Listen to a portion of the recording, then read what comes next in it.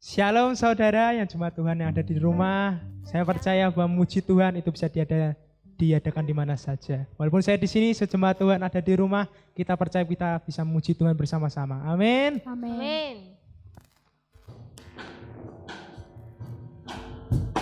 Saudara, Tuhan dan Alkitab berkata bahwa Tuhan akan memulihkan setiap kita seperti Tuhan pulihkan Sion, saudara. Kita akan bersuka cita dan mulut kita akan penuh dengan tawa.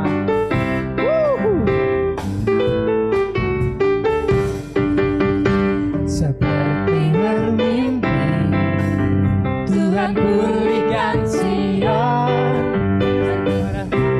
Suka cita, mulut kita penuh tertawa. Seperti bermimpi, Tuhan pulihkan kita. Perkara besar yang lakukan, marilah kita sekali lagi saudara. Seperti bermimpi, Tuhan pulihkan dan kita bersuka cita, mulut kita penuh tertawa. Seperti bermimpi, Tuhan pulihkan kita.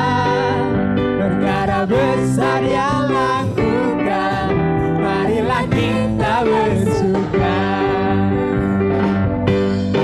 Yang menabur dengan air mata dan menuai dengan bersuka, pasti pulang dengan bersorak sambil membawa berkasnya.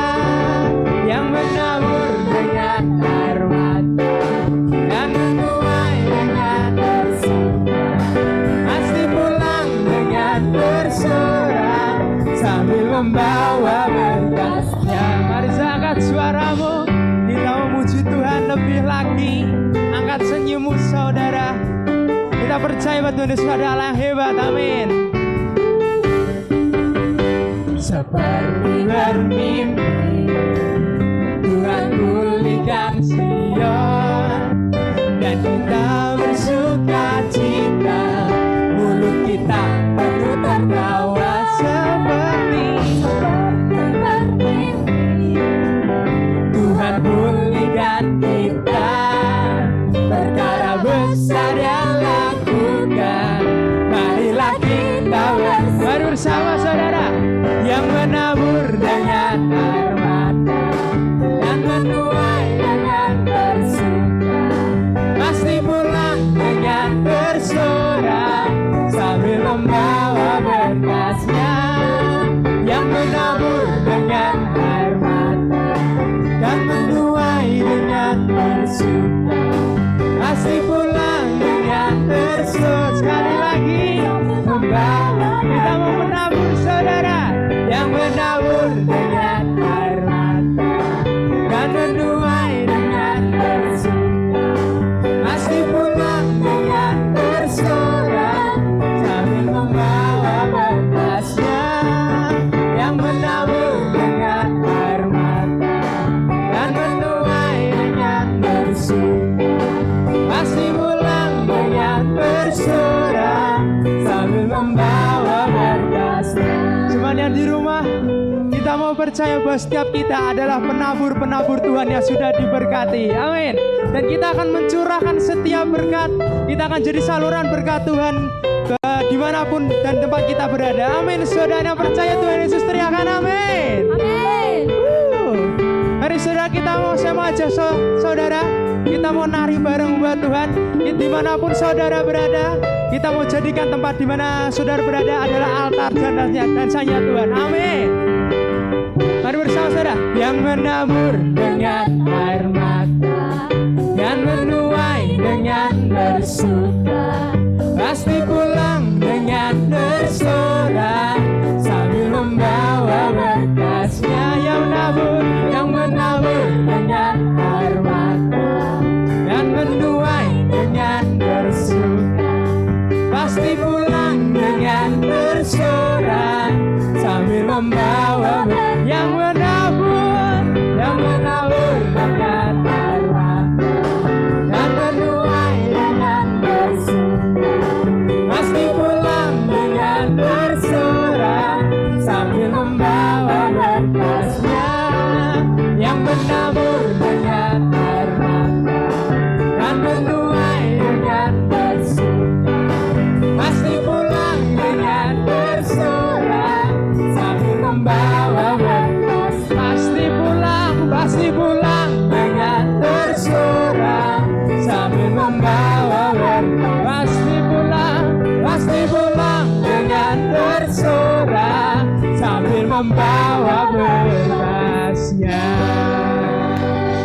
Saudara-saudara cuma yang ada di rumah, tepuk tangan yang luar biasa dahsyat buat Tuhan saudara.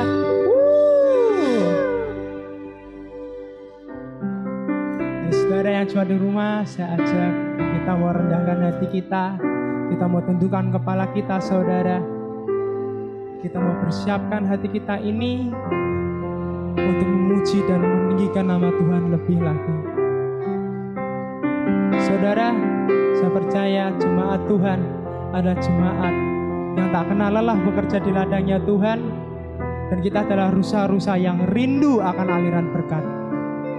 Harusnya saya ajak saudara angkat suara, kita akan bernyanyi. Seperti rusa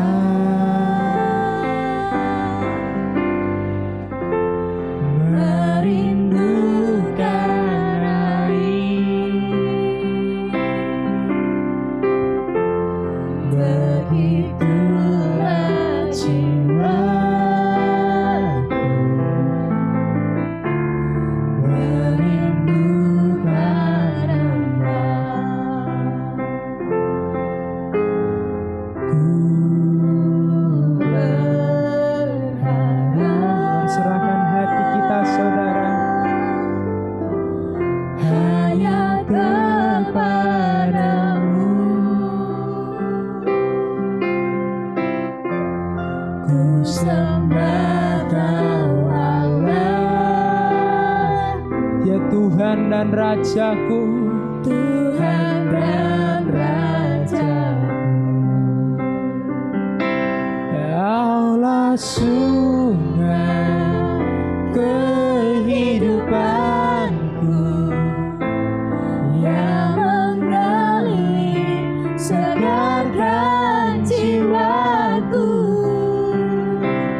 Engkau Yesus pengharapanku, ku sembah Kau dengan senang hatiku. Mari saudara, saya ajak Anda untuk bangkit berdiri, kita mau menyembah Tuhan lebih lagi.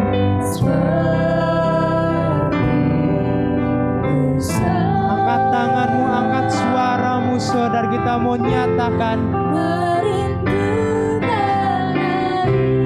Kita mau nyatakan, demikianlah jiwaku dan jiwamu saudara, yang merindukan aliran pertolonganmu, aliran berkatmu.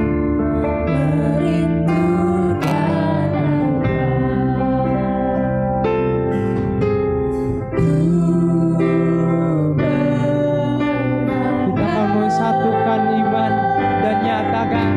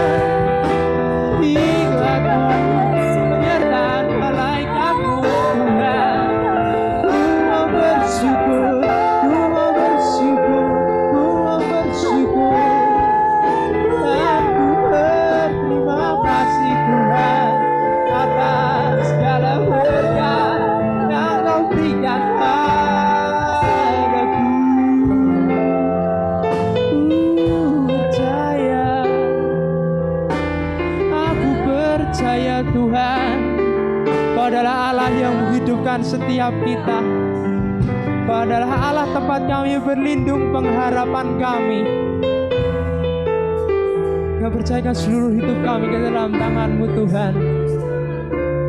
Dan kami mau nyatakan,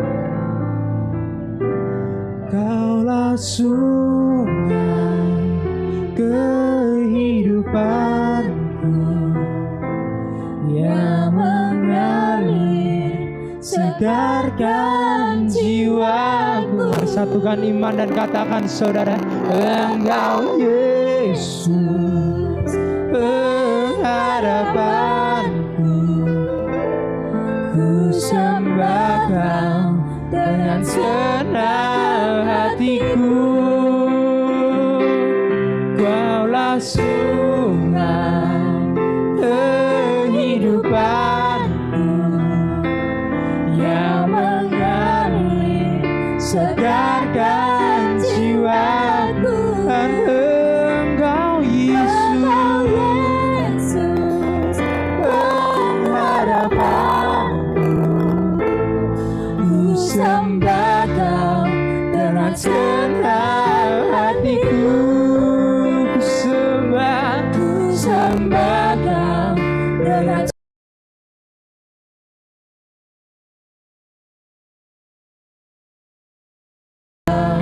dengan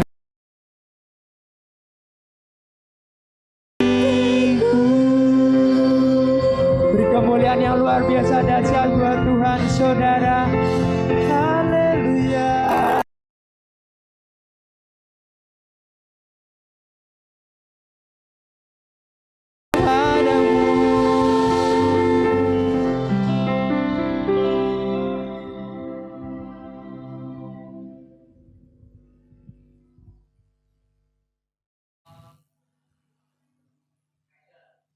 Mari kita akan sama-sama tunduk kepala kita akan mendengarkan akan firman Tuhan, kita akan berdoa. Terima kasih Yesus, terima kasih Bapa, Engkau menyertai kami ya Tuhan, Engkau melindungi kami sampai saat ini. Kami memuji nama-Mu, kami memuliakan nama-Mu ya Tuhan. Dan kami mau ya Tuhan, merendahkan hati kami ya Tuhan untuk mendengarkan akan firman-Mu. Berkati kami ya Tuhan, beri kami hikmat ya Tuhan, supaya kami bisa mengerti ya Tuhan apa yang Engkau sampaikan kepada kami. Terima kasih Yesus, terima kasih Bapa. Di dalam nama Tuhan Yesus kami sudah berdoa dan mengucap syukur. Haleluya, amin. Shalom saudara. Semuanya yang ada di tempat masing-masing, yang ada di rumah mungkin, yang ada di jalan, semuanya pendengar YouTube maupun seluruh sosial media yang ada. Pada hari ini saya akan sharing dengan tema kerendahan hati dan rela melayani. Ini adalah salah satu tema yang cukup sering kita dengar. Namun di dalam tema ini kita bisa mengulik apa hubungannya dengan kerendahan hati dan rela melayani. Kita akan baca di dalam 1 Petrus 5 ayat yang kelima. Demikianlah juga kamu, hai orang-orang muda, tunduklah kepada orang-orang yang tua. Dan kamu semua rendahkanlah dirimu seorang terhadap yang lain. Sebab Allah menentang orang yang congkak, tetapi menghasihani orang yang rendah hati. Amin. Kita tahu sulit sekali yang namanya rendah hati. Sulit sekali untuk menetapkan diri kita di paling belakang. Sulit sekali bagaimana kita bisa mendahulukan orang lain, mementingkan kepentingan orang lain dahulu daripada kita. Apalagi anak-anak muda zaman sekarang, dia lebih memilih egonya, dia memilih kecongkaannya, karena orang bisa lihat, oh ini aku anak-anak muda, aku kuat, aku bisa segalanya.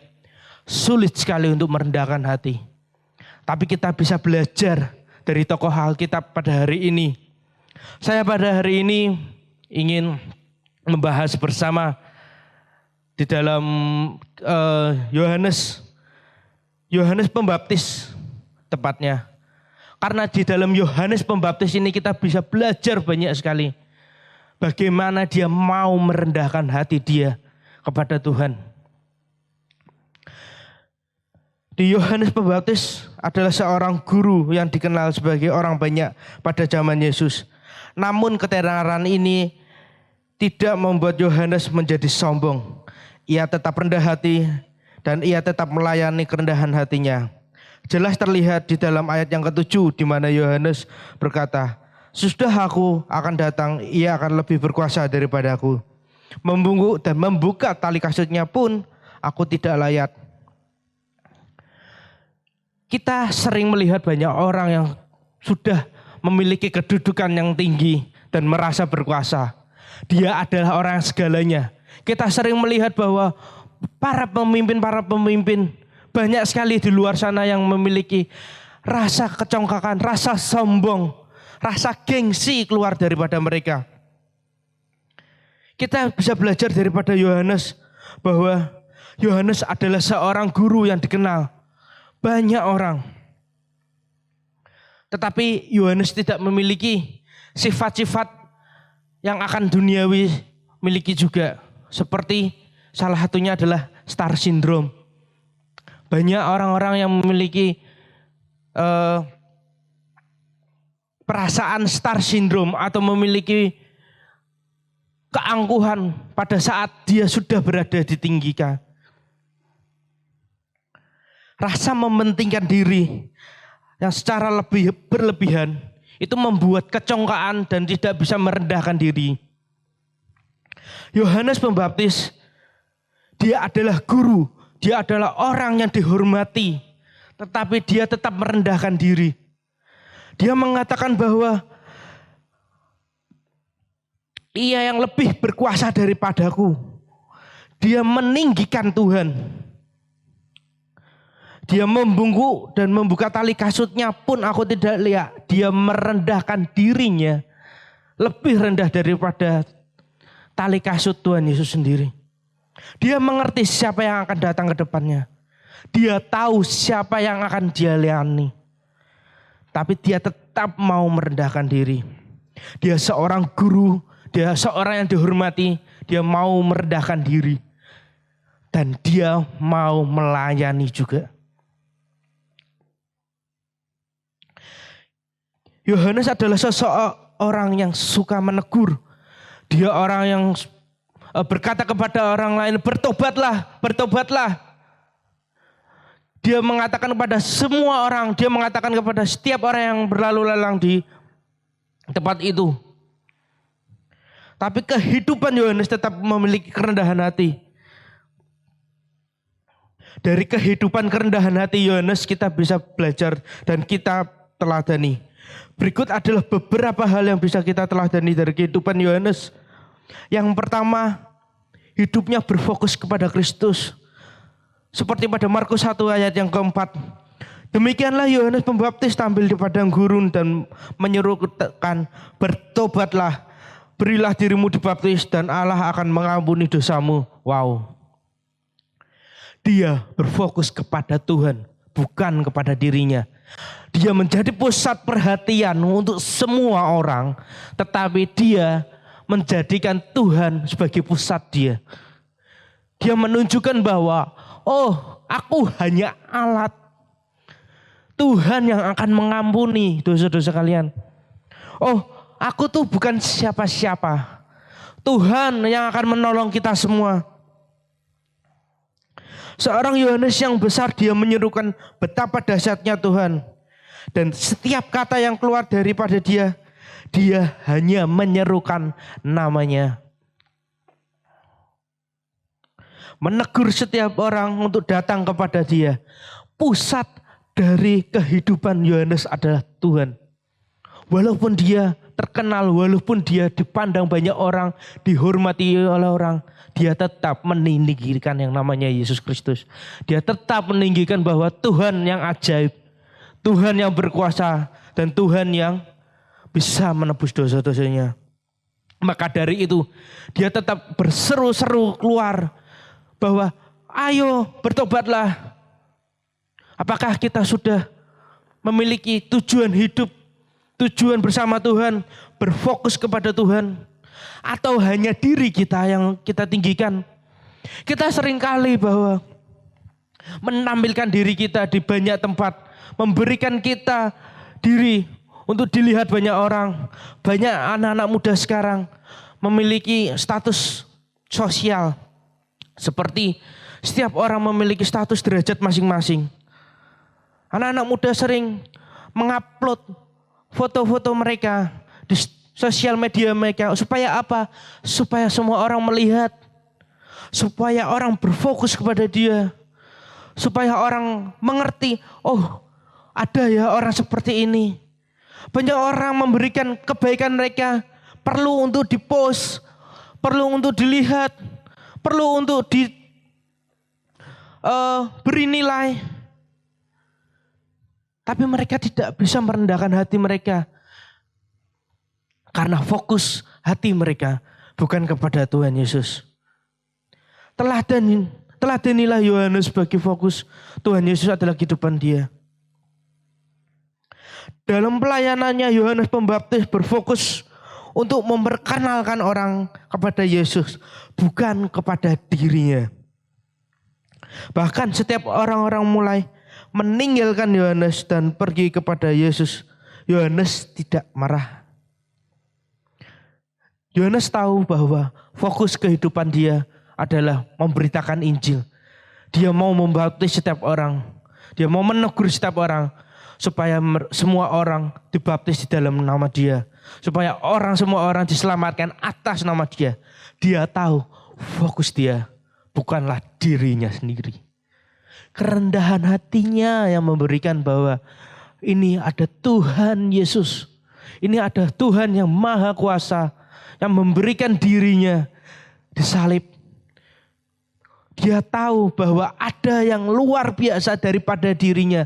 Dia hanya bisa, oh Tuhan, aku membuka tali kasutnya pun aku gak layak. Dia tetap meninggikan dia walaupun dia yang terkenal. Walaupun dia yang dilihat oleh banyak mata. Tetapi fokus dia adalah Tuhan Yesus. Dia tidak berusaha untuk mempertahankan dirinya atau meminta kredit agar namanya dikenal. Dia tidak meminta sedikit pun namanya untuk dikenal. Dia hanya meminta bahwa semuanya fokuslah kepada Tuhan. Yohanes Pembaptis memiliki kerendahan hati yang luar biasa. Mungkin kalau misalnya pada hari ini dia lahir pada sekarang, dia memiliki kerendahan hati yang bisa kita contoh. Banyak orang-orang sekarang yang sudah memiliki nama, yang sudah memiliki kedudukan yang tinggi, dia akan tetap mempertahankan dia yang lebih tinggi daripada yang lain. Dia akan mempertahankan tahta dia di atas. Walaupun dia mungkin memiliki pengikut-pengikut yang banyak, tapi dia akan tetap terus mencari pengikut-pengikut. Orang-orang zaman sekarang memiliki pemikiran bahwa semakin banyak orang, semakin banyak pengikut, semakin terkenallah saya. Orang-orang zaman sekarang tidak berfokus kepada Tuhan sendiri. Mereka berfokus pada diri mereka sendiri. Dia meninggikan Tuhan bukan dirinya. Apapun yang ia kerjakan, semuanya untuk Tuhan. Dia mau basah-basahan di tengah sungai untuk meninggikan dia, untuk membaptis setiap orang yang mengakui akan dosanya. Apapun ia kerjakan semuanya itu untuk Tuhan, bukan untuk ketenaran dia. Kerendahan hatinya yang mementingkan Tuhan, bukan untuk dirinya sendiri perlu kita acungi jempol. Kesadaran bahwa dia bukanlah apa-apa dan hanya mengandalkan Tuhan saja. Pelayanan yang dia tekuni adalah pelayanan yang hanya berfokus pada kemuliaan Tuhan. Dia mau bekerja keras. Dia mau bersusah payah hanya untuk Tuhan. Itulah fokus hidup untuk Tuhan. Hidupnya hanya berfokus kepada Tuhan. Dia mau bekerja apapun yang dia lakukan hanya untuk Tuhan. Walaupun dia orang yang terkenal, tapi tetap dia mau mengenalkan Tuhan. Dia tidak mementingkan diri sendiri, namun tetap meninggikan Yesus. Yang kedua adalah cara gaya hidup dia. Yohanes Pembaptis terlihat sekali gaya hidup dia. Yohanes memakai jubah bulu unta dan ikat pinggang kulit, dan makanannya belalang dan madu hutan. Dari segi tulisan ini menandakan bahwa dia orang yang sangat-sangat sederhana. Yohanes hanya memakai jubah bulu unta. Jubah bulu unta itu tidaklah harga yang mahal. Itu hanya cukup untuk melindunginya dia dari angin malam. Dan ikat pinggang kulit, mungkin itu hanya kulit biasa. Mungkin kalau zaman sekarang mungkin ikat pinggang kulit, kalau misalnya jubah bulu unta mungkin mahal. Tetapi kalau zaman dulu itu hanya alas kadarnya saja. Gaya hidup yang sederhana ini terlihat Yohanes mau meninggikan Tuhan dengan cara gaya hidup yang sederhana. Dia orang yang sederhana. Dengan kesederhanaan dia bisa meninggikan Tuhan. Bagaimana dengan kita? Kesederhanaan kita, apakah kita bisa pakai? Apakah kita bisa gunakan untuk kemuliaan Tuhan? Materi tidak mengikat kita. Kalau nggak ada mic, kalau nggak ada transportasi, aku nggak bisa melayani Tuhan. Kalau misalnya aku nggak ada uang, aku nggak bisa melayani Tuhan. Buat apa? Materi tidak bisa menjadi acuan kita untuk melayani Tuhan. Dari segi bentuk, pasti ada yang memikirkan bahwa kesederhanaan itu kurang untuk melayani Tuhan. Kalau misalnya mungkin ada mic, ada uang, ada materi yang kita punya, mungkin kita melayani Tuhannya lebih bagus. Ada yang mengatakan seperti itu. Itu benar. Tetapi itu bukan satu-satunya cara untuk memberitakan Injil atau untuk melayani Tuhan. Bila kita mau, apapun bisa kita kerjakan. Dalam kesederhanaan itu, kita bisa mengerjakan semuanya. Dan makanannya belalang dan madu hutan.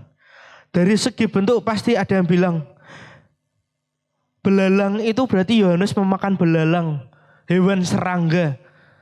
Namun salah, yang dimaksud di sini adalah tumbuhan belalang. Ada yang bilang seperti edamame. Edamame itu seperti kacang polong, kacang kapri. Itu hanya sebuah tanaman yang mudah ditemukan di sekitar Nazaret. Itu hanya tanaman yang dikeringkan, jika diolah bisa dibuat berbagai macam makanan. Makanan itu sangat mudah sekali ditemukan di pinggir jalan. Dan itu sangat murah.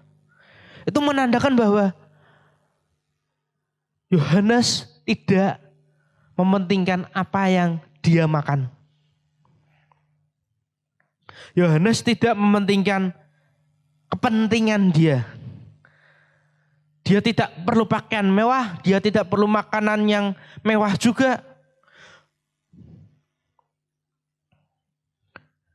Seperti firman Tuhan menyaksikan bahwa Yohanes memakai jubah bulu unta dan ikat pinggang kulit dan makanannya belalang dan madu hutan. Ia tidak merasa minder. Dia tidak merasa canggung. Dia tidak merasa malu. Dia memakai jubah unta. Dia memakai ikat pinggang kulit biasa. Dia tidak merasa malu. Dia tidak merasa awkward. Aku hanya memakai ini. Karena tujuan dia hanya Tuhan. Kesederhanaan dia, kita patut acungi jempol.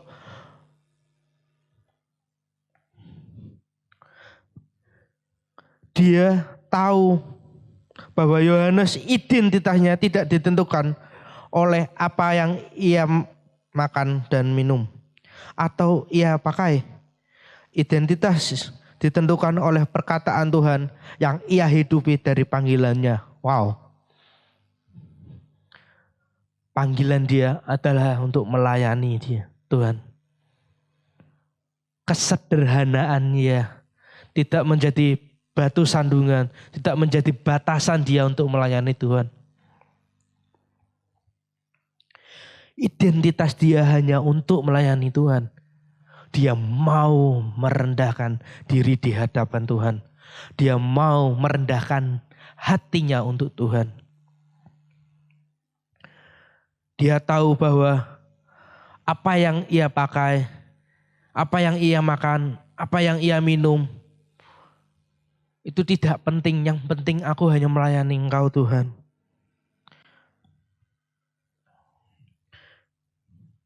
Gaya hidup yang sederhana yang ditampilkan dalam bagaimana ia hidup. Dia hanya terbuat dari bulu unta, makanan minumnya yang seadanya. Dia tahu identitasnya tidak ditentukan dalam apa yang ia minum. Bagaimana dengan yang kita selalu mementingkan apa yang kita pakai dan apa yang kita akan makan esok hari. Kita perlu mencontoh akan Yohanes Pembaptis ini. Dia mau hanya berfokus pada Tuhan. Dia tahu kesederhanaan yang ia pakai, ia makan, ia minum. Itu hanya untuk kemuliaan Tuhan saja. Kerendahan hati dia untuk melayani Tuhan. Kita selalu mengutamakan ego kita. Kita selalu mengutamakan gengsi kita. Pikiran orang terhadap kita. Kita selalu memikirkan itu bahwa nanti kalau misalnya aku pakai baju compang-camping sedikit. Aku kalau misalnya pakai celana yang sederhana nanti dilihat orang jelek. Kalau aku cuman makan nasi sama tempe goreng dan ikan asin aja dilihat orang. Kita selalu memikirkan omongan mereka. Kita cuman perlu satu. Kita hanya perlu bersyukur dalam kesederhanaan yang kita punya. Maka semuanya itu akan jauh lebih nikmat. Kesederhanaan yang kita punya dapat kita pakai untuk melayani Tuhan. Banyak orang membatasi dirinya, tidak memiliki materi, tidak memiliki apa yang dia butuhkan untuk melakukan suatu hal. Itu tidak benar. Yang kebenaran yang terjadi adalah bahwa dia tidak mau untuk melayani Tuhan. Dia membatasi diri dia dengan materi. Dia membatasi dia dengan uang. Dia membatasi dia dengan cara alat. Kalau kamu mau, ayo.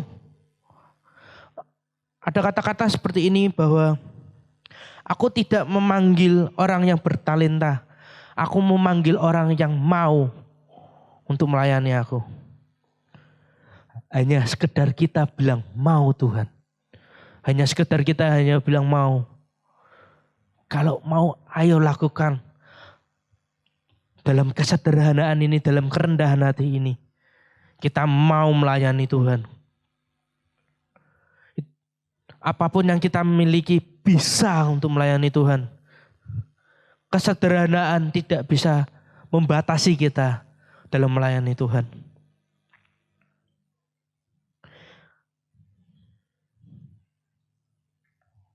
Yang ketiga adalah pelayanannya tanpa gengsi. Inilah yang diberitakannya. Sesudah aku akan datang, ia lebih berkuasa daripadaku, membungkuk dan membuka tali kasutnya pun aku tidak layak. Dalam Markus 1 ayat yang ke-7. Kita tahu bahwa ada yang bilang gengsi itu harus besar supaya kita sama-sama mendekati orang-orang yang besar. Itu salah.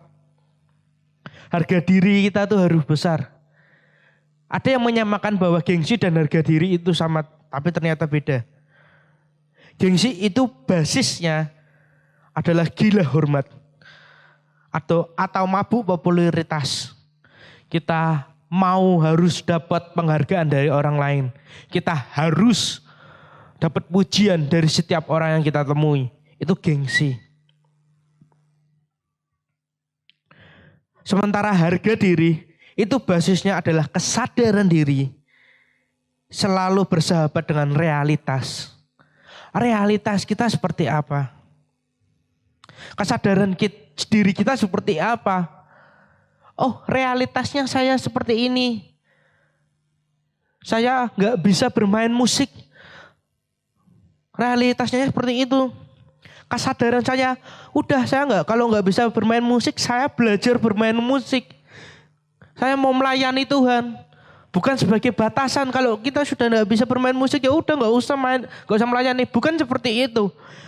Tetapi bagaimana kesadaran kita, kalau nggak bisa main musik, ya udah aku mau melayani yang lain. Aku mau menjadi singer saja. Mungkin suaraku nggak terlalu bagus amat. Tetapi ingat, Tuhan mau cari orang yang melayani dia. Bukan orang yang benar-benar bertalenta.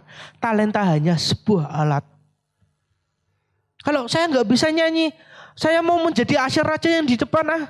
Saya mau menyambut setiap jemaat yang ada di tempat ini. Saya mau bersenyum ria. Saya mau melayani setiap orang-orang yang ada di tempat ini. Banyak sekali pelayanan yang kita perlukan di tempat ini. Banyak sekali jenisnya.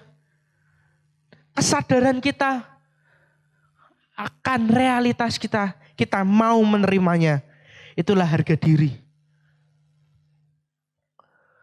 Ada yang bilang harga diri harus tinggi. Yang mengharuskan tinggi siapa? Yang mengharuskan tinggi biasanya adalah diri kita sendiri. Kita menentukan diri, aku harus tinggi sekali. Aku harus dihormati orang. Merendahkan diri pun itu sudah memiliki harga diri. Harga diri yang baik adalah melayani Tuhan. Merendahkan hati serendah mungkin. Supaya orang lain, kepentingan orang lain bisa didahulukan. Kita tidak tersulut emosi. Kita tidak selalu memberikan, oh aku harus duluan. Oh aku harus memiliki benda seperti jam tangan mewah, seperti cincin mewah, kalung yang mewah. Harga diriku harus tinggi. Tidak seperti orang lain, tidak seperti itu. Pelayanan itu tanpa gengsi. Pelayanan itu luas. Aku mau melayani.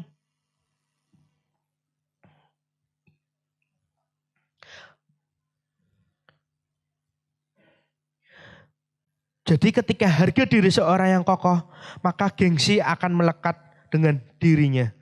Tetapi dibalik menjual harga diri demi gengsi, apalagi sampai berani mengorbankan harga diri, hanya ingin dianggap punya gengsi, salah kalah itu. Gengsi itu bukanlah sesuatu yang kita perlu banggakan. Tetapi kerendahan hati untuk melayani Tuhan tanpa gengsi, itu yang perlu kita puji. Yohanes tahu bahwa dia kelak akan membaptis Mesias. Dia tahu dia akan membaptis Tuhan Yesus. Dia tahu ada yang lebih besar daripada dia. Dia tahu dia orang yang besar, tetapi dia tetap membesarkan Tuhan.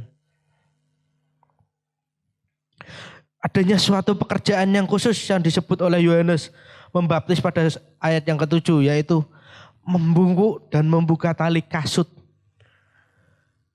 Yohanes sebagai orang Yahudi tahu bahwa pekerjaan ini adalah pekerjaan yang paling kecil dan hina oleh seorang budak yang paling tidak berpengalaman. Biasanya ditaruh untuk melakukan pekerjaan ini. Dia tahu menganggap dirinya adalah seorang budak yang paling bawah. Dia mau merendahkan dirinya untuk melayani Tuhan. Dia tahu bahwa pekerjaan itu adalah pekerjaan yang paling hina. Bahkan seorang budak pun yang tidak bisa apa-apa bisa melakukannya. Yohanes mau memberikan dirinya serendah itu untuk Tuhan. Apakah kita mau merendahkan diri kita untuk Tuhan? Apakah kita mau melayani untuk Tuhan? Apakah kita mau memberikan diri kita serendah itu untuk Tuhan? Kita mau bekerja keras buat Tuhan. Kita mau berusaha. Kita mau mengorbankan diri kita untuk Tuhan. Mungkin di luar sana, hujan terus, aku malas ke gereja, aku malas untuk melayani. Apakah engkau mau melayani Tuhan? Mau basah-basahan menerjang hujan untuk melayani Tuhan? Cuman basah sedikit aja.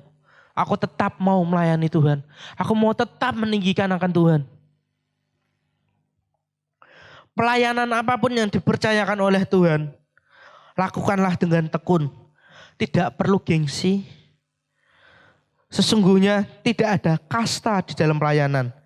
Semua di hadapannya sama. Mau besar, mau kecil, mau pelayanan di atas mimbar, mau di bawah mimbar. Mau yang gitar, mau yang ngedrum, mau keyboard, semuanya. Jika untuk Tuhan dengan sepenuh hati, dengan berfokus kepada Tuhan. Dan memiliki hidup yang sederhana.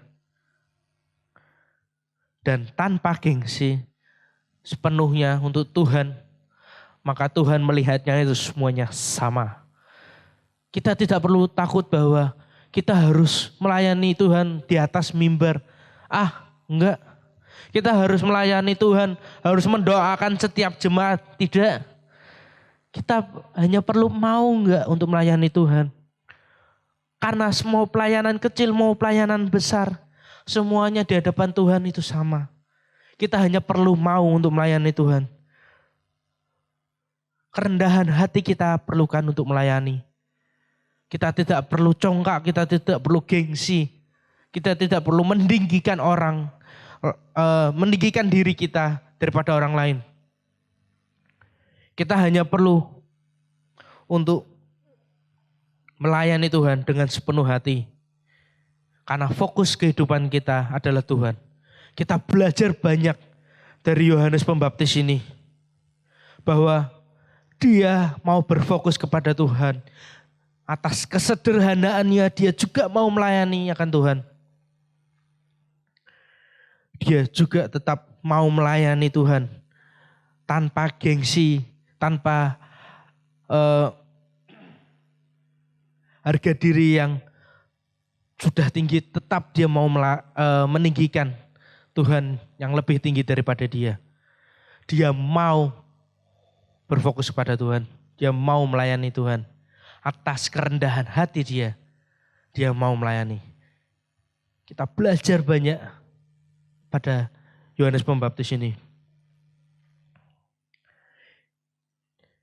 Kita perlu merendahkan hati.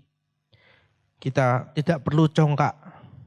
Tapi kita perlu mengasihani setiap orang yang merendahkan hati kepada kita. Karena Tuhan Yesus juga mengajarkan kepada kita bahwa rendahkanlah hatimu di hadapanku dan setiap orang yang ada di sekelilingmu. Amin. Kita akan tutup dalam doa.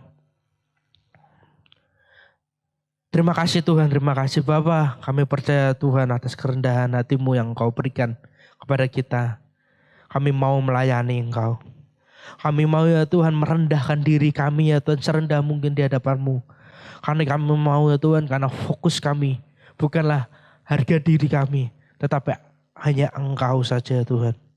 Kami mau ya Tuhan merela Tuhan bekerja atas nama-Mu. Kami mau ya Tuhan setiap apa yang kami lakukan ini ya Tuhan hanya berfokus kepada Engkau. Terima kasih Yesus, terima kasih Bapa. Kami mau Tuhan untuk melayani Engkau dengan kerendahan hati kami. Di dalam nama Tuhan Yesus kami berdoa dan mengucap syukur. Haleluya. Amin. Shalom Manuels, kembali lagi di pengumuman pekan ini.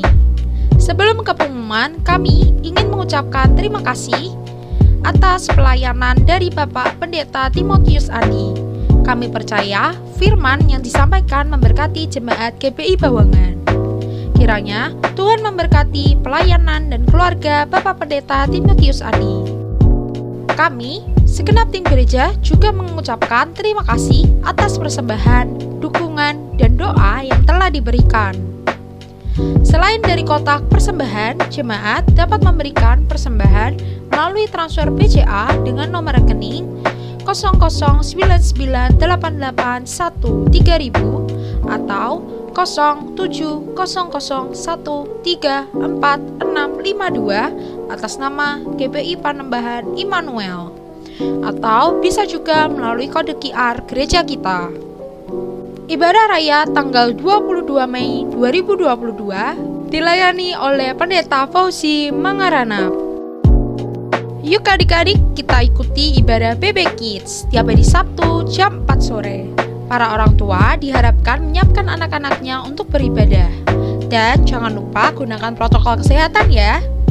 Ibadah istimewa kenaikan Tuhan Yesus Kristus ke surga diadakan pada hari Kamis tanggal 26 Mei 2022 jam 7 pagi dengan tema Makna Kebangkitan Tuhan bagi kita. Mari ikuti ibadah dengan penyembahan yang intensif bagi pemulihan hidup 10 hari Pentakosta tanggal 27 Mei sampai 9 Juni 2022 jam 6 sore. Selain hari Minggu tanggal 29 Mei, ibadah seperti biasanya dan ditutup dengan ibadah khusus Pentakosta Minggu tanggal 5 Juni 2022 jam 7 dan jam setengah 10 yang disertai dengan perjamuan kudus. Mari kita persiapkan diri untuk mengikuti ibadah-ibadah ini. Mohon dukungan dan doa untuk retret YCC dan dewasa muda di kota Salatiga agar berjalan dengan lancar dan memberkati. Sekian pengumuman yang dapat saya berikan. See you, God bless you, and Jesus love you.